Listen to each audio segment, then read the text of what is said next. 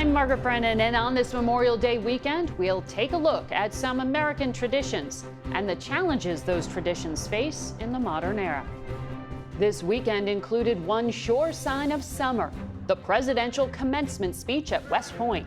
This year, it was delivered with words of warning. Freedom is not free.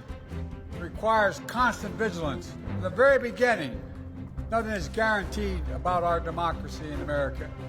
Then, the late May tornado rampage continued overnight, with intense twisters touching down in at least 3 states. How will severe weather exacerbated by climate change impact what is expected to be a busy summer travel season? We'll ask Transportation Secretary Pete Buttigieg. Israeli forces press on in Rafah in the conflict that's coming up on the 8-month mark. The U.S.-built floating pier off the coast of Gaza is finally up and running, but the military is struggling to maintain it and to get humanitarian aid to desperate Palestinians. We'll have the latest from the region, plus an update on immigration. Border crossings for this time of year are atypically down, but the push for border reforms continues. We'll talk to Connecticut Democratic Senator Chris Murphy and Texas Republican Congressman Tony Gonzalez. And on this Memorial Day weekend, a bipartisan conversation with 2 veterans in Congress and their annual tribute to fallen soldiers at the Vietnam Memorial. It's their way of putting the partisanship aside. And it's not just that we agree on everything or having served as a silver bullet as a legislator, but we have that commonality of service, and I think that matters. It's all just ahead on Face the Nation.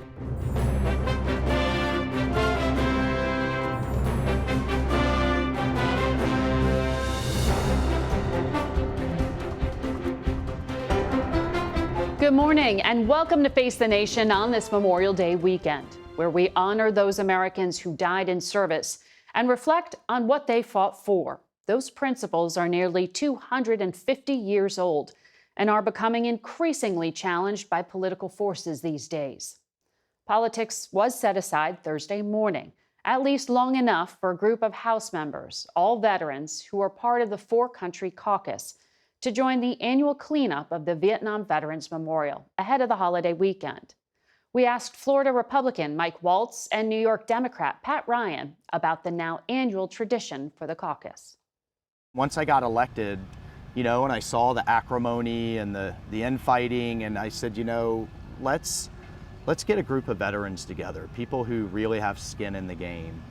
I think this is important for the American people to see us honoring our forefathers, to see us where Democrat, Republican, black, white, brown, none of that matters. It just matters that we're all Americans, we're all veterans, and we're honoring those that came before us. This is the most powerful thing I've done in Congress, truly.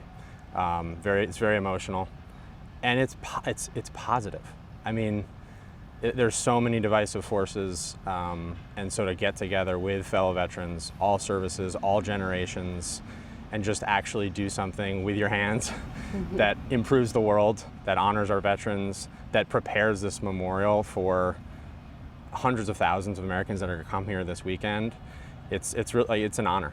Who are you thinking of this Memorial Day weekend? I think about actually one of my soldiers who I brought home from my first 12-month deployment and then tragically succumbed to the invisible wounds of war and took his own life, and Sergeant Keith Nowicki. I think it's important we talk about that too, because now we have more post 9/11 veterans that have taken their own lives post-service than gave their lives during service. And that's something else that we're working on together. Yeah, I think of my uncle, who was a Vietnam helicopter pilot, Greg Waltz. He survived, but he's told me about the people that are on this wall. And even though he survived, to this day, unfortunately, he's very bitter about how he was treated when they came home. Sergeant Matt Pacino was one of my Green Berets that we lost in Afghanistan. He volunteered to go on point every single mission, and eventually a tripwire IED killed him.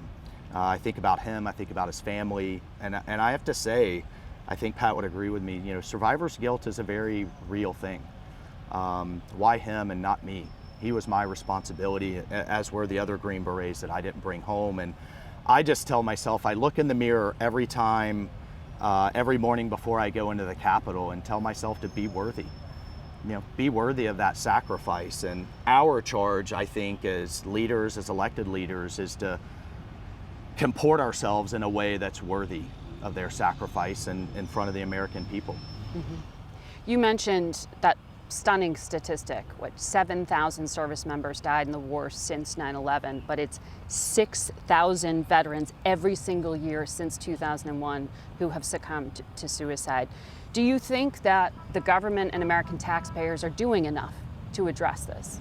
We're not doing enough. We don't have the urgency. It needs to be a national problem. It needs to be a problem that every American recognizes as theirs, because these are the small percentage of the American people who have put their life on the line and ultimately given their life. It's such a small percentage. It's about 1% Right. of the American population, and there's just too much of a disconnect. I actually think that's a big part of the reason why we see people coming home from service and feeling alone, even surrounded in their hometowns, feeling alone because they can't relate. And so there's so many aspects to solving it, but it can't. The government has to do a whole lot more. The whole country has to come into Memorial Day weekend, and yes, you can celebrate, but please take a moment and think about the names on this wall, the names on your local hometown memorial, the names on the memorial bracelets of the veterans that you see. Ask them about it. Ask them to tell you those stories, and we should be sharing those stories. So you're working on legislation together to try to expand health care coverage for the children of veterans until age 26. Do you have any pledge from leadership to actually move this anytime soon? We've been having this fight in this country for longer than both of our time in Congress. So we've been working together with this caucus of bipartisan military veterans to apply pressure. Because if we don't apply that pressure, if we don't shine the spotlight on this problem, it will get sort of stuck in the dysfunction of the Congress right now. I do think we'll get it through. At the end of the day, it's becoming a recruiting and retention problem when service members can't have their kids covered. Then that's becoming an issue for the Pentagon. We're working with them to make it a priority and working with leadership to make it a priority and get it paid for. Mm-hmm. I mean, it's hundreds of thousands of military service members and their families right now in this country that don't have the same health care coverage as other Americans. That is outrageous. What do you think your past service does for your thinking? Why do you think it's important for leadership? It's essential to have people that have been on the receiving end of foreign policy at the table, especially with the 58,000 names behind us, to keep in mind that every one of these decisions has tremendous human consequences for the service members, for their families, and there's not enough of that right now. Why do you think the number serving is so low? It's less than 1% of the population is active duty. Yes, in Congress at least we're getting the number up closer to 20%. We've increased it for the first time in 40 years. Yeah. Just this congressional cycle. But in terms of the divide between 99% of Americans who aren't serving and the 1%, that is deeply problematic as a democracy. When you lose touch between those that are fighting our wars and their families and everyone else, that's something so essential that we have to figure out how to bring folks together and get more folks serving. So that's, again, another thing that we're focused on. And a lot of the work we did last night on the defense bill is recruiting. Every service has been challenged on recruiting numbers, and we've been pushing in a bunch of directions to say that is not acceptable to the Department of Defense, and we're starting to see the numbers come up. And service doesn't just have to be in the military. And one of the things that we're both adamant and advocates of is getting us back to national service as a country. That's not a draft, that doesn't necessarily have to be in uniform, but it could be with the national park, inner city tutoring, elderly care. But how do we get young people out in an environment where they're learning leadership, discipline, followership, serving a cause bigger than themselves, and with fellow Americans who may not look or come from the same backgrounds as them? I think there's ways we can incentivize that. You know, people here are talking about just giving away college or just eliminating debt. Well, how about the American taxpayer gets something in exchange for that in terms of service? You graduate high school, you go serve a year or two, maybe it's FEMA, maybe it's the Peace Corps, and then you get some type of benefit. So I think we need to rethink service as a country. I was looking at a Pentagon study that said 1 in 4 active duty service members suffer from food insecurity. And then within that subset, there were over 120,000 dealing with extreme food insecurity. How is that possible in America right now? It's a disgrace. We have soldiers, I had this in my unit when we were deployed overseas in combat, their families were home on food stamps using SNAP benefits. So one of the things we've done the last several years is raise baseline pay significantly. For the most junior. For the most junior soldiers who are the most left behind right now. Raise housing, basic allowance for housing, BAH. Housing costs across the country are so high, so bringing up housing and the quality of life in barracks. Thinking about all the elements of a family's costs, like that's why this healthcare bill is so important, because health insurance is such a driver of that pressure. So again, if the American people knew you had people putting their life on the line for the country, not able to put food on the table, we have to wake people up and stop focusing. I mean, with respect to our colleagues, some of the tenor and the tone is disgraceful when you think about the urgency of just that problem we just talked about. We've got to come together. Face the Nation will be back in 1 minute. Stay with us. And we turn now to the latest in the war between Israel and Hamas, with foreign correspondent Imtiaz Tayyip reporting from East Jerusalem. Israeli police cracked down hard as protesters gathered in central Tel Aviv to demand the government reach a deal to bring the hostages home. With divisions among Israelis only deepening over Prime Minister Netanyahu's handling of the war, diplomatic efforts to broker a hostage release will continue this week, four sources with knowledge told CBS News.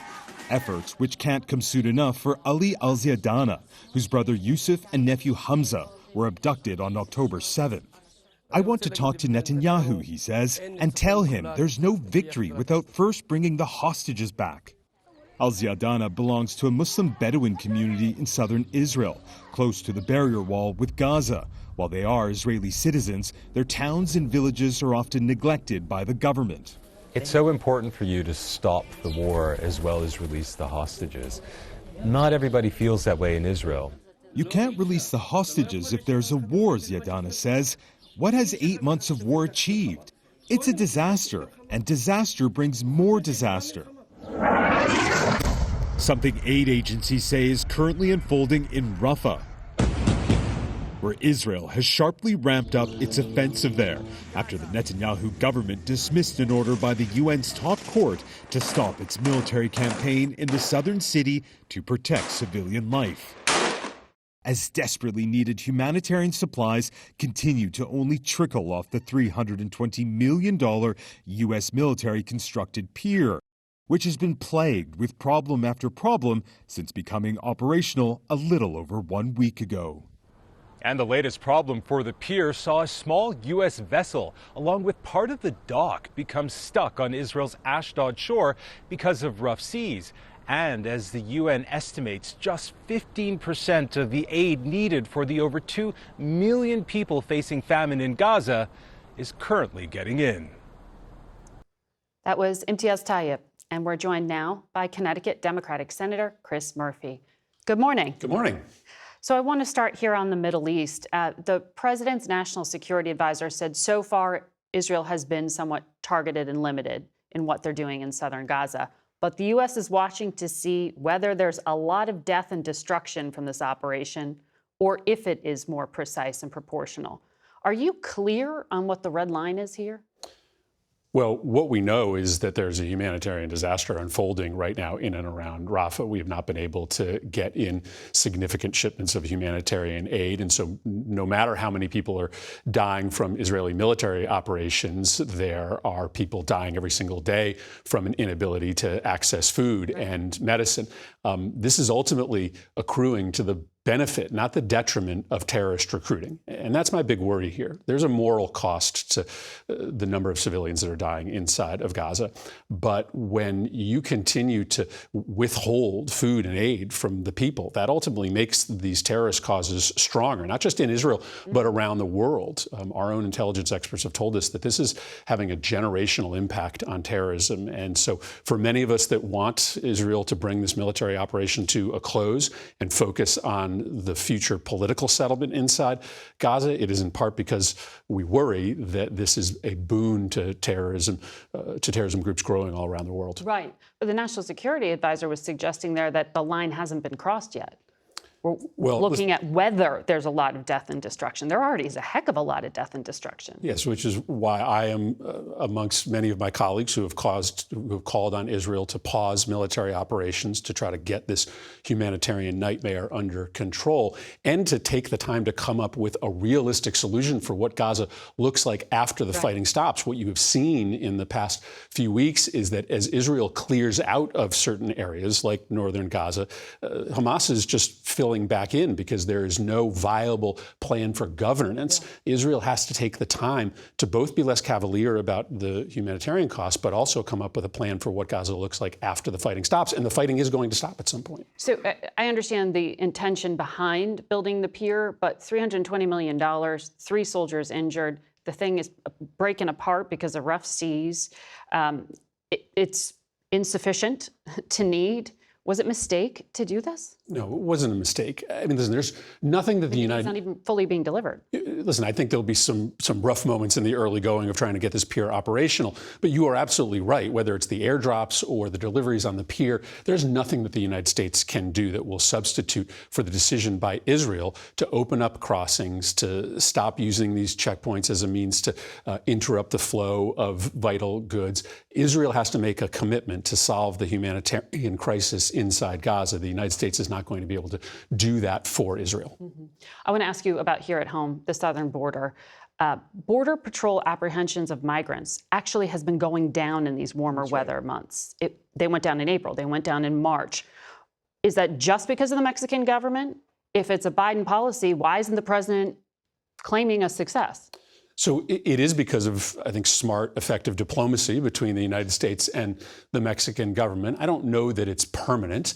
And so I think we have to just recognize that without updating the laws of this country, without surging more resources to the border, we can't count on the numbers staying as low as they are today. And remember, today you have about 3,000 people crossing at the border on a daily basis. That's still a high number compared to what we saw 10 years ago. And so for many of us, we are just heartbroken. We're sick over the fact that our Republican colleagues in Congress continue to vote against bipartisan border security that would give us the opportunity to actually give the president the resources and the authorities to make this a permanent change, to get the numbers under control on a permanent basis. You're talking about the bill you helped author, Right. and it was put up for a vote, which they knew it was going to fail. This was about messaging. But like Senator Gary Peters, who's trying to help Democrats defend the majority in the Senate, was on this program last week, and he said absolutely the president should be talking about the border more. Why isn't he? So I agree that the American people want to talk about border security. And right now, the president has the opportunity to go out there and talk about a Democratic Party proposal negotiated with Republicans that would get the border under control. And a opponent, Or could have spent months and weeks whipping support for it. And President Trump's desire to keep the border a mess because he thinks that it helps him politically. This is as clear a contrast as has ever been available to the Democratic Party on the issue of the border. Democrats support bipartisan border security. Republicans want the border to be a mess because it's good politics for them. And the president and every Democrat running for office should be talking about that. But you know, and we really dug in deep on this bill that you helped author on this program. But for Americans who just want something done, you know, the ifs and buts really don't matter much. The president could take executive action and has been talking about it since back in February when the Homeland Security Secretary mentioned it was being considered.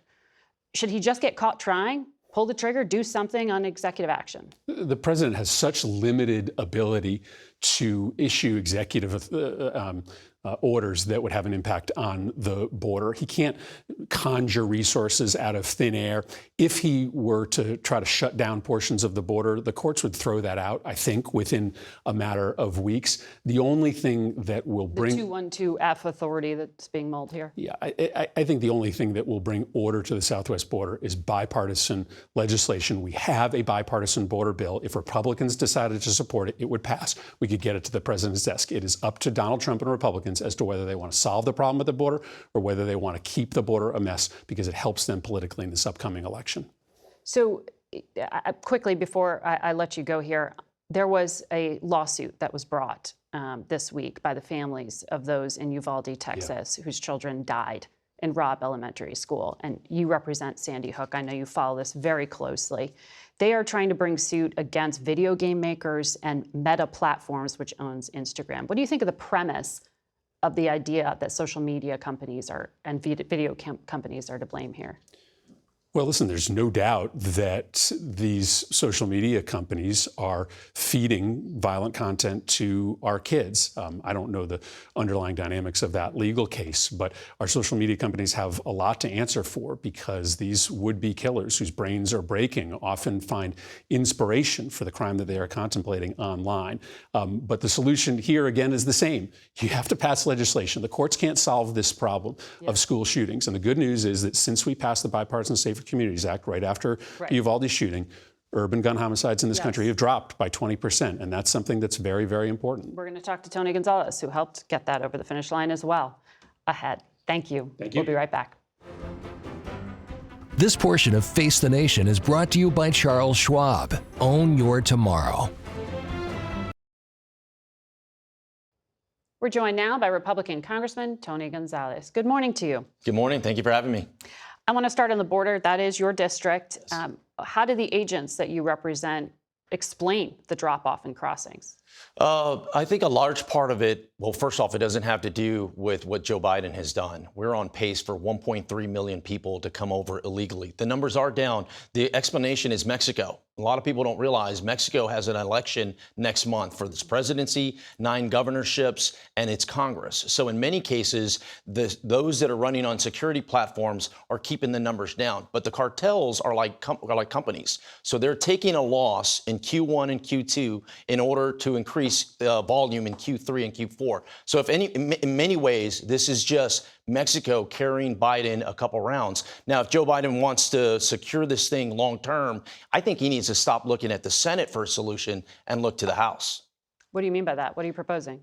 I think there's opportunities. Look, H.R. 2 is a good start, but just a conversation. That's a non-starter. Let's just say a conversation. The president has not had any real conversations with anyone in the House. The Senate, yes, they've sat down, they've had these conversations, but in the House, they've given no oxygen to it. This is a different Congress than in years past. The House is where I believe you start if you truly wanted to solve it. Now, if you want to make it about politics and just blame someone else, then you hold it in the Senate and you say, we're trying, we're doing the best we can. But meanwhile, Americans are dying of fentanyl. The numbers, we're on pace for 1.3 million. It's insane. Well, there's a lot of policy to get into with you on this and other topics, but I'm going to have to take a break here, so stay with me, and we'll do that on the other side of it. We'll be back in a moment.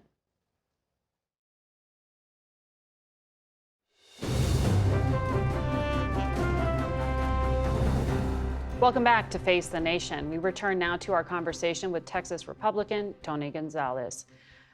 Good to have you here in person. You know, Uvalde, Texas, that is your district. 19 kids and 2 adults killed at Robb Elementary some 2 years ago, and that horrible anniversary was this past week. How is your community doing now? It's still healing. It's still very raw 2 years later. In many cases, you're constantly re-victimized over and over again. The other part of it, too, is a lot has changed, but a lot hasn't changed. Everyone talks about Robb. You know, what happened at Robb. Everyone talks about the new elementary school, Uvalde Elementary School, but there's 9 other schools in Uvalde that in many cases are still in the same situation. Yeah, they put some fencing up, but how do we protect our kids long term? And one of the things that I did, I mean, I'm in the middle of a runoff fighting for my life politically on there. I held a bipartisan school safety caucus where we brought all these different partners together to have discussions on how we fix things. I had the superintendent of Uvalde. I had the new police chief of Uvalde. There's a lot of changes happening in Uvalde. One of the things that came out of that was $10 million for school safety, not just for Robb and Uvalde Elementary School, but all the other elementary schools as well. So you mentioned that runoff election and in this primary challenger you have faced. That's the 28th. In the initial, you received 45% of the primary vote, just short of that 50% threshold. I want to ask, because last March you were censured by the Texas Republican Party, and you connected that to the votes that you took to help get the bipartisan Safer Communities Act through the Congress. Do you feel that some of the challenges you're facing now are because of the work you did after those school kids were killed? You know, Margaret, you cannot be afraid to do what you think is right. You're never going to get it perfect, but you have to fight for the things that are important to us. Keeping our kids safe from being murdered from crazy people, that should be important to all of us. It shouldn't just be talking points. We shouldn't just blame someone else. We shouldn't just talk about mental health. We should actually do something about it to keep us safe. The Safer Community Act has prevented over 500 school shootings from happening, but that is only the start. We have to do much, much more. Part of that is, why isn't there a national standard for school safety? Why are all these schools in a silo when it comes to fighting some of these things? And we have to give them the resources. We passed this bill, but a lot of the money has not made it back to the schools. I'm not afraid of that vote. I'm not afraid of this runoff. I ran very hard in order to win this election, and I'll keep delivering for my district. It sounds like you're saying, yes, that vote hurt your prospects in your district? I'm in a runoff for a reason. Part of that was that vote. And you know what? I knew it at the time. When somebody comes in, I like to call him the devil. When the devil comes and visits you and says, hey, Tony, you're going to do this or else, and you tell the devil to go pack sand, you better be ready for a fight. Who's the devil? The devil has many faces and many names. Okay. And so what ends up happening is there are no more debates in Washington. Everybody is defending positions that are already defined for them. We got to get back to having debates, real conversations that help real people. It can't just be these, this cosplay. It has to be real people doing real things. You started the segment with the Four Country Caucus. Yeah. It's a great segment of bipartisanship. You're part of it. I'm part of it. I'm the co-chair for Four Country Caucus. That almost did not happen. And the reason it didn't happen is because everybody is at each other's throats, and nobody wants to be seen with one another, more or less doing things together. It took a member of Congress by the name of Jim Baird. He's one of the last surviving Vietnam veterans serving in Congress. I don't like to share private conversations of members, but he basically told everybody in the caucus, he goes, here's the deal. Someday, somebody is going to be there to honor your memorial, and I hope you take the time to show up. And I tell you what, that hit everyone pretty hard, and everyone set aside our differences and put it together. But this is a bigger thing that's happening. The working together is almost a bad thing in Washington. We got to push back against that. Let's have debates. Let's fix things. Let's solve real problems for real people. I think a lot of Americans would like to see that. We just showed video there of Jim Baird. On your point, though, Donald Trump is campaigning, saying he's going to peel back all of Joe Biden's restrictions on guns. There weren't a lot of restrictions on guns in this Safer Community Act, but you're telling Republicans don't repeal this. You're telling Donald Trump don't repeal the work you did. I'd argue there weren't any restrictions on guns in this bill. This was a mental health bill that got spun as a gun control bill for the different, advocacies so they could campaign against it or campaign for it. What it did do is it provided mental health resources, and it gave background checks to minors. I'm okay with background checks. Americans should be okay with background checks. We have to do more to keep our kids safe in school. My kids go to school with a bulletproof backpack. You should think about sending your kids to school with bulletproof backpacks. It's not fair. It's not the world that we grew up in, but something has to change. And it can't just be words, and it can't just be pointing blame. We have to solve real problems. We have to debate the issue, and we have to solve real problems by bringing money back. One of my community projects, I brought $5 million back to the Northeast Independent School District in San Antonio for a quick reaction force, essentially a SWAT team for the local ISD. A lot to unpack there, but thank you. We'll be right back, and thank you for your service. Thank you, Margaret.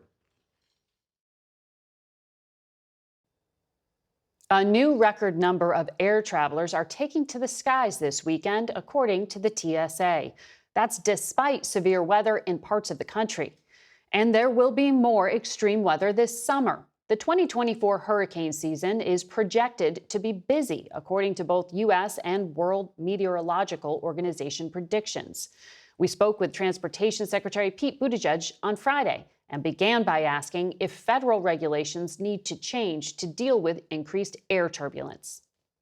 The reality is the effects of climate change are already upon us in terms of our transportation. We've seen that in the form of everything from heat waves that shouldn't statistically even be possible, threatening to melt the cables of transit systems in the Pacific Northwest, to hurricane seasons becoming more and more extreme, and indications that turbulence is up by about 15%. That means assessing anything and everything that we can do about it. Here in the U.S.? Well, in the atmosphere generally, but certainly something that will affect American travelers, whether here or abroad. Now, there are protocols and patterns for things like how pilots who encounter turbulence can notify those who might be coming in the path, but I do think we need to continually reevaluate that in the face of the reality that these things are more frequent and more severe than before. That horrific video that people were terrified by when they saw the Singapore Airlines encounter such severe turbulence that actually killed someone. That was rare. But you're saying you do expect to see more incidents like that here in the U.S.? To be clear, something that extreme is very rare, but turbulence can happen, and sometimes it can happen unexpectedly. Our climate is evolving, our policies and our technology and our infrastructure have to evolve accordingly too. This is all about making sure that we stay ahead of the curve, keeping aviation as safe as it is. It's not for nothing that it became the safest form of travel in America. Boeing released a report that said they saw a 500% increase in the number of employee submissions about safety concerns during the first 2 months of 2024. This is, of course, after all these high-profile incidents that happened with that plane door just flying off. It's good employees are seeing something and saying something, but a 500% increase, I mean, that would suggest that there are actual issues here. That's right. There's an encouraging part and a concerning part. The encouraging part is we want Boeing and any producer in the aviation space to have a culture of, if you see something, say something. We want to make sure those mechanisms for reporting work. We have both whistleblower mechanisms to let us know something directly at the FAA, but in a healthy company, that should also be happening within the company. Were they discouraging it earlier? If there were evidence of that would lead to direct action. I'm not here to make an accusation like that at this time. If anything, we want you to err on the side of reporting. So that's the encouraging part. The concerning part, of course, is that any of those issues are happening at all. Right. And that's why Boeing is under a huge amount of scrutiny right now, including from the FAA. The administrator took the extraordinary step of saying that Boeing cannot increase their production until they've demonstrated that they can do it safely. That FAA decision also goes with it, that 90-day timeline and report that Boeing has to hand in. That ends more or less right at the end of May. So we're coming up on the period where Boeing will put forward their plan. FAA will assess it, then begins a process of accountability, monitoring, making sure they're conforming to that plan and that it's getting the results that it should. That doesn't sound like that moves quickly. I mean, the FAA administrator was on another network this week and said Boeing has a long road ahead to improve safety. How quickly is this going to move? Yeah, there needs to be some major change, and that's not overnight work. Now, to be clear, if there were an immediate safety issue, anytime there is, FAA acts immediately. It's why it took the extraordinary step of grounding, for example, all of those 737 MAX 9 aircraft until they could be specifically inspected and returned to service. So that hold is not going to be lifted next week when this report is turned in. That's what it sounds like. They're going to have to do more to demonstrate their readiness to safely increase production. And again, obviously the goal is for them to do so, but only on a safe and healthy basis. I want to ask you about something that we hear quite a lot about on the campaign trail, and that is electric cars, electric vehicles. Donald Trump repeatedly talks about President Biden's decision to force the industry towards making 56% of car batteries electric by 2032, 13% hybrid. Listen to what he said in New Jersey recently. Do you notice he's trying to save the electrical vehicle, but not the gas-powered, which is the vehicle that everybody wants? They're going crazy with the electric car, costing us a fortune. We're spending hundreds of billions of dollars subsidizing a car that nobody wants and nobody's ever going to buy. He's not wrong. on the purchasing. He's not. Of the 4 million vehicles purchased, 269,000 electric vehicles were sold in the U.S. market. It's up like 2%. Every single year, more Americans buy EVs than the year. Well, this is really important. More quickly? Every single year, more Americans buy EVs than the year prior. There are two things that I think are needed for that to happen even more quickly. One is the price, which is why the Inflation Reduction Act acted to cut the price of an electric vehicle. The second is making sure we have the charging network we need across America. But I want to talk about the bigger point here. And I take this very personally because I grew up in the industrial Midwest, literally in the shadow of broken down factories from car companies that did not survive into the turn of the century because they didn't keep up with the times. And many of those auto workers are concerned that electric vehicles require fewer humans to manufacture. The most important thing is that the EV revolution will happen with or without us, and we've got to make sure that it's American-led. And that's what the president is focused on. We don't want China. Look, under the Trump administration, they allowed China to build an advantage in the EV industry. But under President Biden's leadership, we're making sure that the EV revolution will be a made-in-America EV revolution that is because of these tariffs critically we're important. talking about that President Biden says he's going to roll Also, out. just making sure we invest in America's capacity, making sure that we are onshoring or friend-shoring the materials and the processing of what goes into these EVs, making sure that America masters these processes. Because look, there's no way that we're going to get to the middle of this century with the technology that we counted on a century ago. Now, there are obviously a lot of voices here in Washington who are interested in keeping the status quo. He says it's going to be one of the first things he does. Would be happy to see Americans trapped with dirty and expensive fuels. But the reality, and I know he's made a lot of promises to the oil and gas CEOs about some of the favors that he believes but his it administration obviously is will deliver resonating them. for him because he wouldn't bring it up so frequently if there wasn't some anxiety that he's tapping into. And let me ask you about a portion of this that I think does fall under your portfolio, and that's the charging stations you mentioned. The Federal Highway Administration says only 7 or 8 charging stations have been produced with a $7.5 billion investment that taxpayers made back in 2021. Why isn't that happening more quickly? So the president's goal is to have 500,000 chargers up by the end of this decade. Now, in order to do a charger, it's more than just plunking a small device into the ground. There's utility work, and this is also really a new category of federal investment. But we've been working with each of the 50 states. Every one of them is getting formula dollars to do this work, engaging them in the first handful. Again, by 2030, 500,000 chargers. And the very first handful of chargers are now already being physically built. But again, that's the absolute very, very beginning stages of the construction to come. The reason that we're investing federal dollars is to fill in some of the gaps in areas where it is not yet profitable for the private sector to do it. Now, again, the majority of charging will happen at home. And in some senses, an electric vehicle has more in common. Fueling it has more in common with charging your phone than it does with filling up a gas car in ways that are both helpful and challenging. But that is exactly the transition that America is going through right now. And the other thing, again, is the price, right? We have seen the cost of EVs fall to now where it's within a few percent of an equivalent gas car. Depending on the model, you may come out ahead now.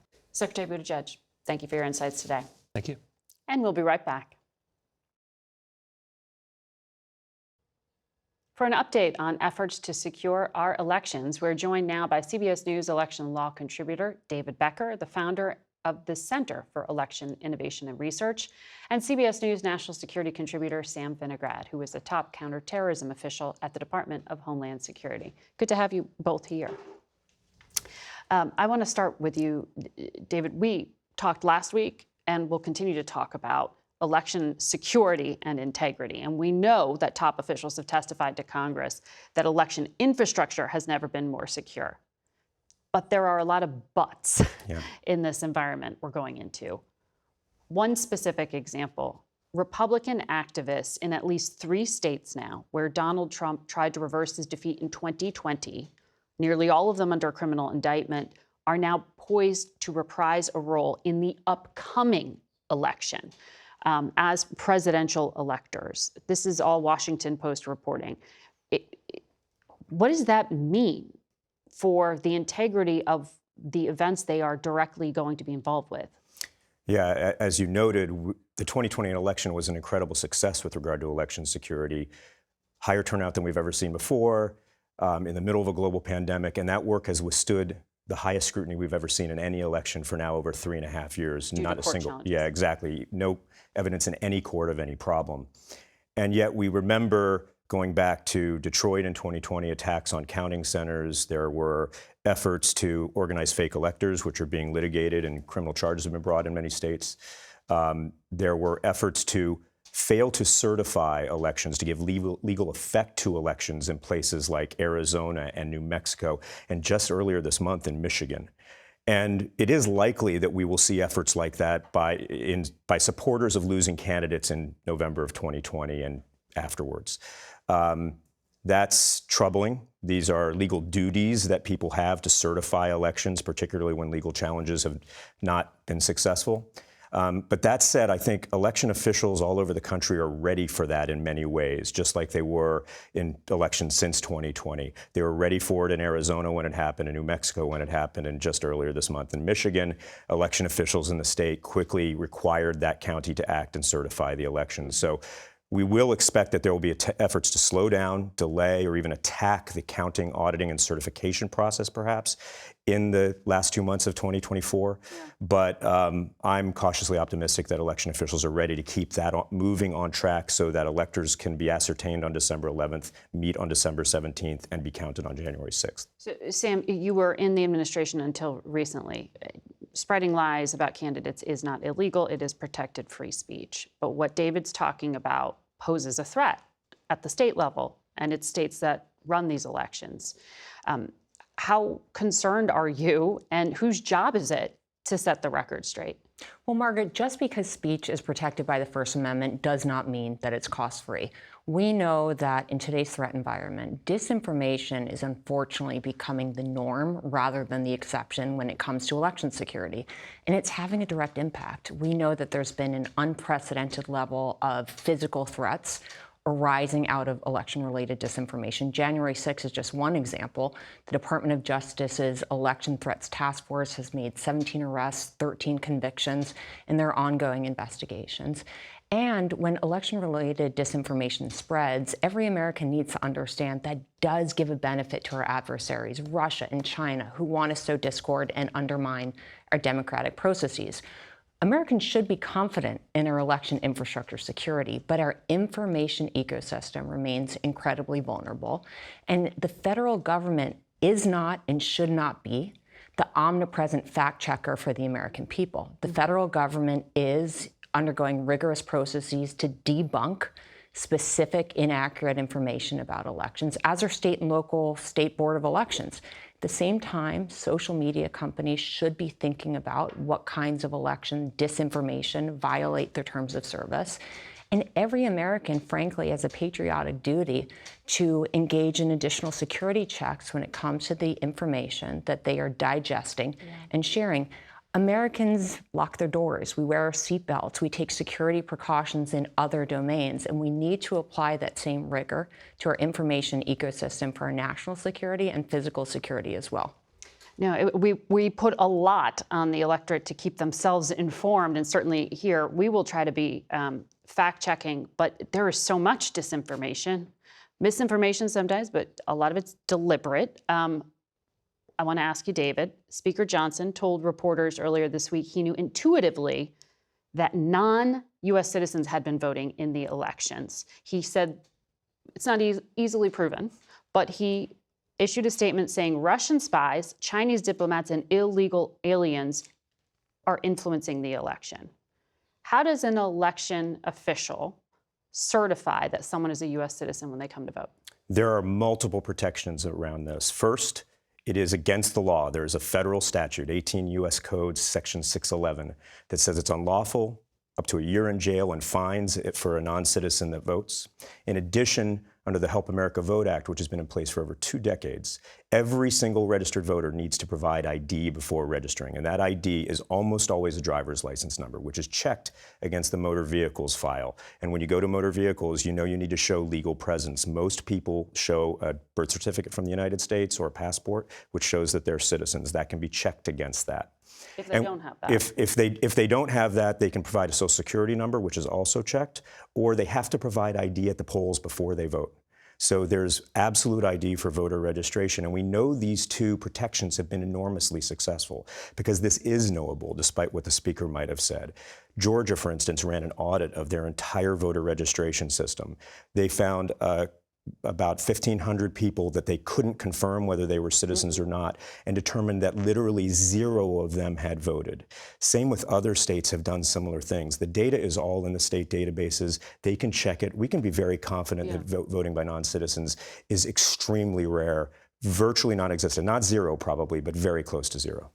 Sam, how much planning is the federal government doing going into this election when we know there may be perhaps even violent disagreement? Well, I do want to emphasize it's not just the federal government. Federal, state, and local officials are engaged in a range of contingency planning for various threat scenarios, whether that be deepfake circulating that could impact voter suppression, for example. We saw attempts at that in New Hampshire, or whether it's actual physical security incidents coming out of election results. The federal government, with its state and local partners, is engaged in contingency planning for physical security threats and other threats that could impact the elections and its aftermath. It is good to have both of you here to fact check, and we will stay on it, as you indicated, Sam, part of our duty as well. We'll be right back.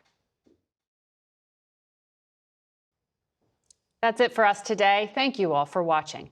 Until next week. For Face the Nation, I'm Margaret Brennan.